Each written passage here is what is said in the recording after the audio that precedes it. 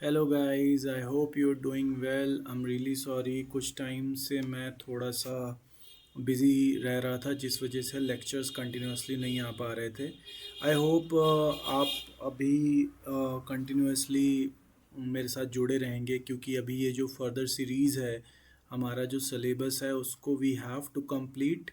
और मैं कोशिश यही करूँगा कि जो ये अपने लेक्चर्स हैं इनको मैं टाइमली मैनर में आपके तक पहुँचाऊँ और मैं थोड़ा वैल्यू एडिशन करूं, ताकि आपको थोड़ा सा हेल्प मिल पाए इन दिस चेंजिंग टाइम। तो ये actually nature of political theory का ही ये फिफ्थ यूनिट है, क्योंकि मेरा देखिए, मैंने काफ़ी टाइम से पॉलिटिकल साइंस को एज ए सब्जेक्ट पढ़ा है, और ट्रस्ट मी, अब जो है तो डेप्थ बहुत ज़रूरी है आपको। शैलो अगर आप अंडरस्टैंडिंग रख रहे हैं सब्जेक्ट में तो वेल एंड गुड, आप एट एज एन हैबिचुअल अगर आप पढ़ना चाहते हैं तो ठीक है, लेकिन अगर if you want to crack certain exam, तो मुझे नहीं लगता कि without going deeper into the subject, without going into the nuances, आप नहीं उसको कर पाओगे। तो दैट इज़ वाई मैं पाँच पाँच लेक्चर, आप समझ रहे हैं, एक एक यूनिट पे लेकर के आ रहा हूँ। जनरली कोचिंग वाले और ये सारी चीज़ें आपको एक या मुश्किल से दो लेक्चर में ख़त्म हो जाता है। तो आज हम देखेंगे पोस्ट बिहेवियरलिज्म, ठीक है। तो इसमें वैल्यूज़, रिलेवेंस और एक्शन पे जो है तो हम बात करेंगे। As this is my profile, I am 3 times NET and JRF qualified. मेरे PhD चल रही है public policy from NIT Bhopal, और यहाँ पे आप मुझसे ऐड हो सकते हैं so that you can prepare for UPSC political science and international relations optional, UGC NET in political science and NET SET और एनी असिस्टेंट प्रोफेसर एग्ज़ाम अगर आप प्रिपेयर कर रहे हैं तो please do join and subscribe to my channel. Okay, तो for in last 3 to 4 lectures हमने क्या देखा है फ्रेंड्स, कि हमने देखा कि पॉलिटिकल थ्योरी क्या है, पॉलिटिकल फिलॉसफी क्या है, पॉलिटिकल साइंस क्या है। इनके सब में आप एक बार लेक्चर्स को नहीं देखा तो आप विजिट कर लीजिएगा, otherwise you will not be able to make a lot of sense. But मैं ट्राई करूँगा कि आपको जल्दी से एक्सप्लेन कर दूँ। तो फिलॉसफी में हम क्या करते हैं, हम क्वेश्चन करते हैं व्हाट ऑट टू बी, क्या होना चाहिए, ठीक है। पॉलिटिकल थ्योरी में हम क्या बोलते हैं, व्हाट इज़। और पॉलिटिकल साइंस में हम क्या यूज़ करते हैं, व्हाट कैन बी डन, ठीक है। ये बेसिक डिफरेंस आप याद रखिएगा। फादर ऑफ पॉलिटिकल फिलोसफी हम प्लेटो को बोलते हैं, फादर ऑफ पॉलिटिकल साइंस हम अरिस्टोटल को बोलते हैं, ठीक है। Political theory, political philosophy, political science में आपको डिफरेंस पता रहना चाहिए। तो अभी तक हमने क्या देखा, हमने ये देखा कि अब एक बारी हम फिर से समझेंगे कि ट्रेडिशनली क्या हुआ, वैल्यूज़ पे बहुत ज़्यादा फोकस किया गया पॉलिटिकल फिलॉसफी में, ठीक है। जिसकी वजह से क्या हुआ कि behaviouralism came to be. When behavioralism came to be, what did you have? They told you, they told the, not you specifically, but the subject told us that we need to focus on facts। Facts कैसे, हम scientific बनाना चाह रहे थे। क्या करना चाह रहे थे, साइंटिफिक बनाना चाह रहे थे सब्जेक्ट को, because we were influenced by systems approach. Ludwig von वेटनाफ्लाई करके एक बंदा था जिसने सिस्टम अप्रोच दिया था, और उसने क्या बोला कि एवरीथिंग इज़ अ सिस्टम, और उसके अंदर चीज़ें काम करती हैं अलग अलग तरीके से। तो बिहेवियरलिज्म ने बहुत ज़्यादा एम्फेसिस किस पे कर दिया, बिहेवियरलिज्म ने बहुत ज़्यादा एम्फेसिस कैद कर दिया किस पे, साइंस पे। तो इससे क्या हुआ, क्योंकि पॉलिटिकल जो समाज से जुड़ी हुई चीज़ है तो इसमें आप बहुत ज़्यादा साइंस नहीं घुसा सकते हैं, right. So you have to keep in touch with what is going on in the society, right, in the society। तो आप एलिनेट नहीं कर सकते, in a way you can not alienate the subject from its core meaning. तो यहाँ पे हमने किससे डिटैच कर लिया है बिहेवियरलिज्म में, वैल्यूज से। तो अब ऑब्वियसली क्रिटिसिज्म होगा। आप इसका एक ऐसा एग्जांपल आप समझिए कि शुरू में बोला जाने लगा कि सोसाइटी के जस्ट होना चाहिए, ठीक है। क्या बोला जाना चाहिए? सोसाइटी जस्ट होनी चाहिए, मतलब जस्ट मतलब जस्टिस की बात हो रही है, समान इक्वलिटी भी आ गई उसमें, फ्रीडम भी आ गई, किसको किसका हक कैसे मिलेगा, जस्ट सोसाइटी। ये क्या हुआ? ये पॉलिटिकल फिलोसफर्स बोलते हैं, ठीक है। फिर बिहेवियरलिज्म आया, उसने बोला कि सोसाइटी अभी ऐसी है। क्या है सोसाइटी अभी? This is how it is. तो ये क्या हो गया? बहुत ज़्यादा स्टेटस को की बात कर रहे हैं ना ये, कि जो जैसा है वैसा ही रहे। So we are talking about status quo, status quoist. फिर इसमें अब आएंगे कौन? Post behavioural. ये कौन थे? बिहेवियरल। अब आएंगे पोस्ट बिहेवियरल। अब इनका ऑब्वियसली आप देख रहे हो क्रिटिसिज्म क्या है, कि ये चेंज ओरिएंटेड बात नहीं कर रहे हैं, ये चेंज ओरिएंटेड बात नहीं कर रहे हैं। ये क्या कह रहे हैं कि जस्ट होना चाहिए सोसाइटी, ये कह रहे हैं कि सोसाइटी ऐसी है। पोस्ट बिहेवियर में क्या आ जाएगा? एक्शन की बात आ जाएगी, ठीक है। Return of values. तो समाज अगर अभी अनजस्ट है तो उसको क्या बनाएंगे हम? जस्ट बनाएंगे, ठीक है। क्यों? तो इससे क्या होगा? पॉलिटिकल साइंस का रिलेवेंस वापस आ जाएगा। क्या हो जाएगा? रिलेवेंस वापस आ जाएगा। और इसमें क्या बोल रहे हैं कि अगर कोई भी चीज़ करना है तो सोसाइटी को आपको क्या बनाना है? जस्ट बनाना है। तो you have to act on it. What do you have to do? Action, act on it, okay. अब क्वेश्चन क्या आता है कि क्या पॉलिटिकल साइंस साइंटिफिक के साथ साथ रेलिवेंट हो सकता है सोसाइटी में? This was the primary question that was asked by the post behavioural thinker, कि whether political science can be scientific and still be relevant to society. तो इसका आंसर बिहेवियरलिज्म ने क्या बोला था? पहले बिहेवियरलिज्म ने क्या बोला कि पॉलिटिक्स को साइंटिफिकली स्टडी करना है, साइंटिफिकली स्टडी करना है। उसके इन्होंने अलग अलग वो दिए थे, 7 प्रिंसिपल्स दिए थे, राइट। जैसे कोई भी फिनोमेना है उसको पहले आप ऑब्जर्व करोगे, ठीक है। उसके बाद उसमें पैटर्न देखने की कोशिश करोगे, फिर उस पैटर्न का आप एक्सप्लेनेशन करने की कोशिश करोगे। True, that is how you tend to get to know the bottom of a thing, ठीक है। तो ये बिहेवियरल क्या बोलते हैं कि पॉलिटिक्स को हम साइंटिफिकली स्टडी कर सकते हैं। पोस्ट बिहेवियरल ने पूछा कि ये साइंटिफिक हो तो कर तो रहे हो आप, लेकिन किस प्रयोजन से कर रहे हो? आपका पर्पस क्या है?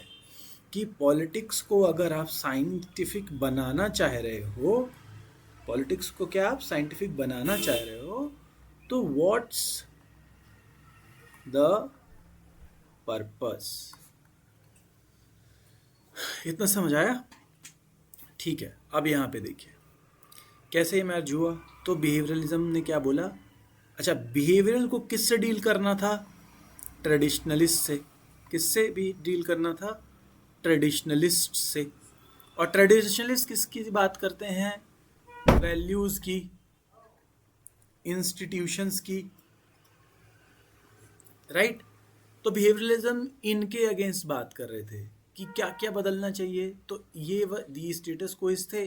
बिहेवियरलिज्म ने बोला कि ये इसमें हमें साइंटिफिक मेथड का यूज़ करना है, एम्पेरिकल रिसर्च पे बात करनी है।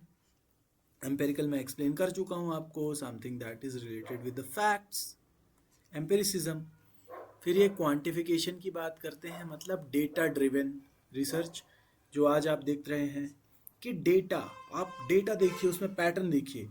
और इसमें क्या बोलते हैं? ये वैल्यू न्यूट्रलिटी की बात करते हैं। किसकी? वैल्यू न्यूट्रलिटी की। वैल्यू न्यूट्रलिटी कैसे समझोगे आप? कि they are neutral in their outlook, neutral in their outlook, right. अब इनके क्रिटिक्स एग्जैक्टली इसी के बारे में बोलेंगे कि आपने वैल्यू न्यूट्रल तो कर दिया, आपने एम्पेरिकल कर दिया, लेकिन गरीबी का क्या? वॉर्स का क्या? असमानता, इनइक्वालिटी का क्या? रेसिज्म, नस्ल भेद का क्या?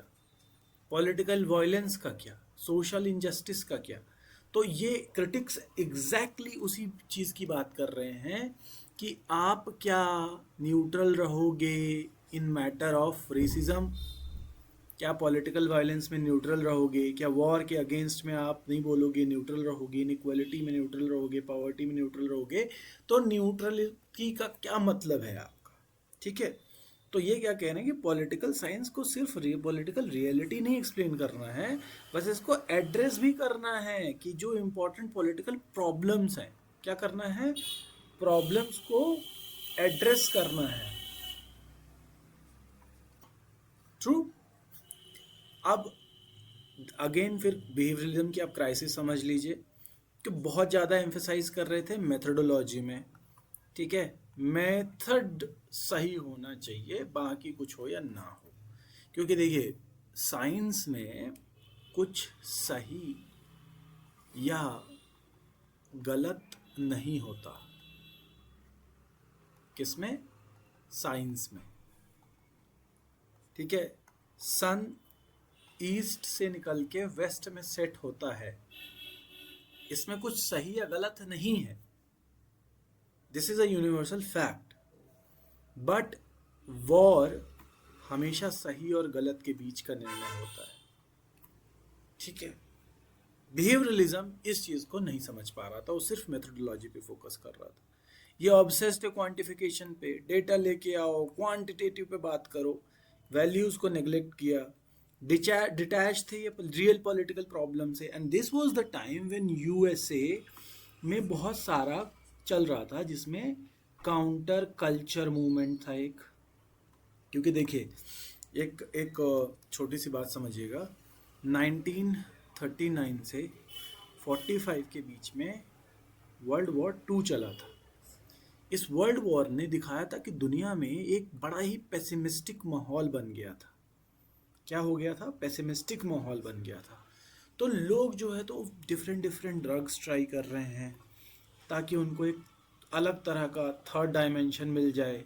क्योंकि और यही टाइम था जब इंडिया ने अपना सॉफ्ट पावर जो था हमारा, योगा हो गया, तंत्र, मतलब नॉट दैट तंत्र मंत्र वाला नहीं हो, तंत्र कुंडलिनी तंत्र, तो ये हमने यूएस में एक्सपोर्ट करना चालू कर दिया था। एक्सपोर्ट मतलब हमारे यहाँ से बहुत सारे बाबा लोग जा रहे थे वहाँ पे। श्री रविशंकर जी थे जिन्होंने ये वाले श्री रविशंकर नहीं, वो Ravishankar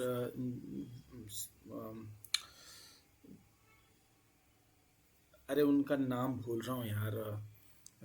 he had this sarod नहीं बोलते हैं यार उसको, sitar, so stupid sometimes, sitar बजाते थे।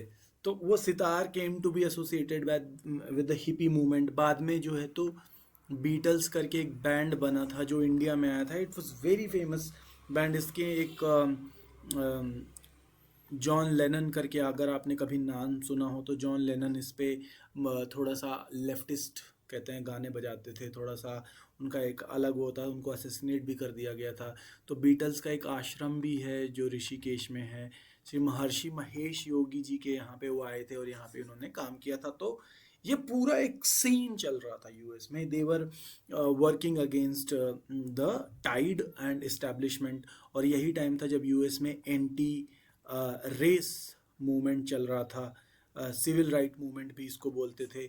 मार्टिन लूथर किंग जो है तो इसमें एक बहुत बड़ा नाम आते हैं। और ये का भी एक ये ऐसा भी टाइम था जब डीकोलोनाइजेशन हो रहा था, जो भी कॉलोनीज थी वो मतलब डीकोलोनाइज हो रही थी, जैसे इंडिया हो गया, श्रीलंका हो गया, बर्मा हो गया।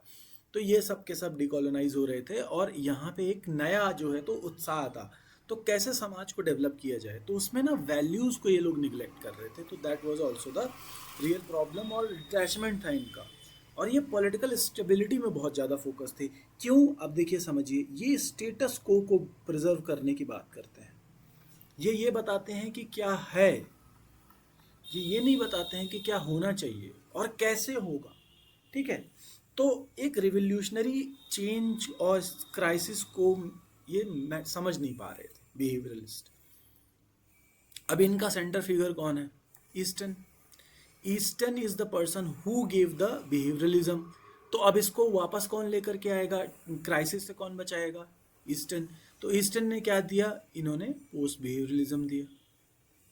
ठीक है, इन्होंने क्या दो चीज इसमें ऐड करी, रिलेवेंस प्लस एक्शन। तो क्या रिलेवेंस है, पीएस इज स्टिल रेलेवेंट, पहला। दूसरा एक्शन, मतलब we have to act, not just sit, we have to act. तो 1969 में इनका इंटरवेंशन आया जिसमें इन्होंने बोला the new revolution in political science. What is this new revolution, this is post behaviouralism.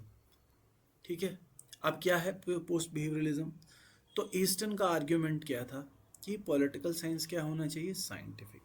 तो इन्होंने ये चीज नहीं खत्म करी, they are not anti science, this post behaviouralism is not anti scientific, it is scientific. मतलब जो भी आप फिनोमिना को पढ़ रहे हैं, that should be, must be supported by data, evidence. ठीक है, दूसरा रिलेवेंस होना चाहिए, it should be relevant.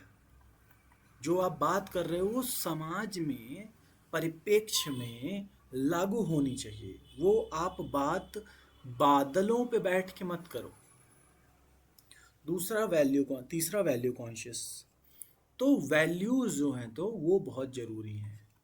Values क्या, जस्टिस, समाज कैसा होना चाहिए, जस्ट। इंडिविजुअल को क्या होना चाहिए, फ्रीडम। ठीक है, इक्वलिटी, ये सब चीज़ों की बात हो रही है। और एक्शन ओरिएंटेड, मतलब जो भी आप काम कर रहे हो उस पर बस लिखित में नहीं होना चाहिए कि आपने लिख दिया। क्योंकि ये भी एक चीज़ थी ना कि फिलोसफर्स क्या कहाँ बैठते थे, अपने आइवरी टावर्स में। हाथी के जो दांत होते हैं ना उसको आइवरी बोलते हैं। तो आइवरी मतलब बहुत ही प्रीशियस चीज़। तो आप एक बड़ी आइवरी से बनी कुर्सी में बैठ गए हैं और आपका समाज में कोई कनेक्ट ही नहीं है, तो ये नहीं करना है। आपकी जो भी थ्योरी है वो एक्शन ओरिएंटेड होनी चाहिए। अब पोस्ट बिहेवियरल क्या है, तो पोस्ट बिहेवियरल एक ऐसा अप्रोच है जो साइंटिफिक स्ट्रेंथ को बिहेवियरलिज्म का जो साइंटिफिक स्ट्रेंथ है उसको वैल्यू, रिलेवेंस और पॉलिटिकल प्रैक्टिकल एक्शंस से मिलाता है। ठीक है, आइडिया क्या है, फैक्ट्स मैटर करते हैं, वैल्यू मैटर करती हैं, और पॉलिटिकल साइंस सोसाइटी पे मैटर करना चाहिए, सोसाइटी पे उसका रेलेवेंस जरूरी है। वो ऐसा नहीं है कि आप एक थ्योरेटिकल बात आपने कर दी जो हाँ ठीक है सुनने में तो अच्छी लगती है लेकिन उसको कर नहीं सकते। तो दिस इज नॉट इट। अब कोर प्रिंसिपल्स देख लीजिए रेलेवेंस में। कैसे, रिसर्च अपने आप में एंड नहीं होना चाहिए। जैसे can this phenomena be measured, सिर्फ आप ये पूछ रहे हो कि समाज में कि क्या पॉवर्टी को मेजर कर सकते हैं। तो ये क्या हुआ, ये तो बिहेवियरल क्वेश्चन हुआ कि पॉवर्टी को क्या मेजर कर सकते हैं, यस। तो ये कहते नहीं, आपको ये पूछना है कि इस फिनोमेना को क्यों मेजर करना चाहिए, गरीबी को हम क्यों मेजर करें। ठीक है, जैसे studying voter is behaviour is useful, है ना। लेकिन इसमें हमें ये समझना है कि क्यों कुछ ग्रुप हैं जो कि पॉलिटिकली एक्सक्लूडेड हैं लेकिन सोशली रेलेवेंट हैं, राइट। फिर एक्शन में क्या है, पॉलिटिकल नॉलेज जो है तो पॉलिटिकल और सोशल इम्प्रूवमेंट करे। क्या करे, पॉलिटिकल नॉलेज जो है तो पॉलिटिकल एंड सोशल इम्प्रूवमेंट करे, राइट। अब इसमें ये क्या कहते हैं, पॉलिटिकल साइंटिस्ट डिटैच ना रहें ऑब्जर्वर से, जिसको ऑब्जर्व कर रहे हैं मतलब लोगों से, उनसे डिटैच ना रहें। नॉलेज डायग्नोसिस, पहले आप नॉलेज लीजिए किसी चीज़ का, फिर डायग्नोसिस प्रपोज कीजिए, फिर उसमें पॉलिसी बनेगी और उससे सोशल चेंज होगा। Knowledge, diagnosis, policy slash action और सोशल चेंज। अब बिहेवियरलिज्म, पोस्ट बिहेवियरलिज्म को एक टेबल बनाई है मैंने, एक टेबल पे देख लीजिए। सेंट्रल क्वेश्चन बिहेवियरलिज्म का है कि साइंटिफिक स्टडी, इसमें क्या बोलते हैं, रिलेवेंट पॉलिटिकल इंक्वायरी। साइंटिफिकली करिए लेकिन रिलेवेंट टॉपिक के साथ करिए। बिहेवियरल का क्वेश्चन है व्हाट इज, और पोस्ट बिहेवियरल का है व्हाट इज इम्पॉर्टेंट, क्या इम्पॉर्टेंट है। बिहेवियरलिज्म वैल्यू न्यूट्रल है, मैंने बताया, इसमें वैल्यूज़ को एक्नॉलेज किया गया है। इसमें एम्पेरिकल मेथड बस यूज़ किया जा रहा था, और इसमें जो है तो ये एम्पेरिकल है, किसमें, बिहेवियरलिज्म में।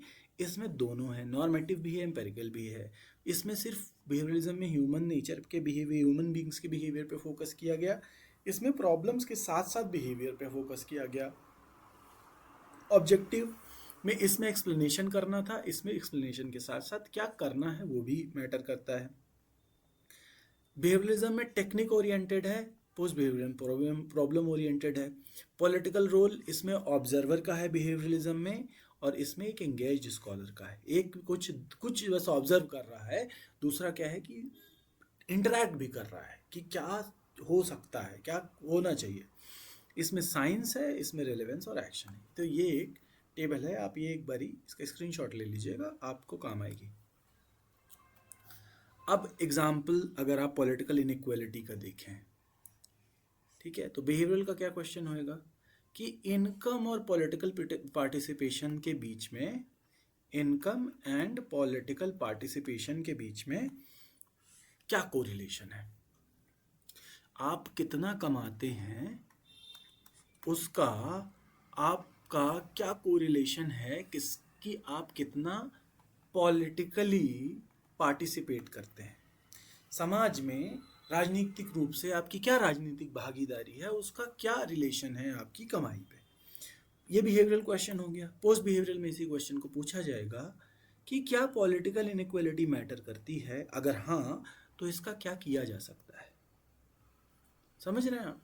इसमें क्या बोला गया कि इनइक्वालिटी मतलब कमाने, अब इसमें क्या बोला, इनकम में और पार्टिसिपेशन में क्या अंतर है। इसमें क्या है कि इनइक्वालिटी का कोई मैटर है, पॉलिटिकल इनइक्वालिटी का कोई मतलब है क्या, और अगर है तो उसका क्या किया जा सकता है।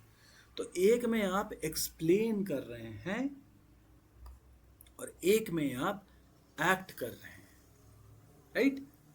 अब ईस्टर्न की जो थ्योरी थी हमने पहले देखी थी, तो वो क्या कह रहे थे कि इनपुट, एक सिस्टम ले लीजिए आप, दिस इज योर सिस्टम।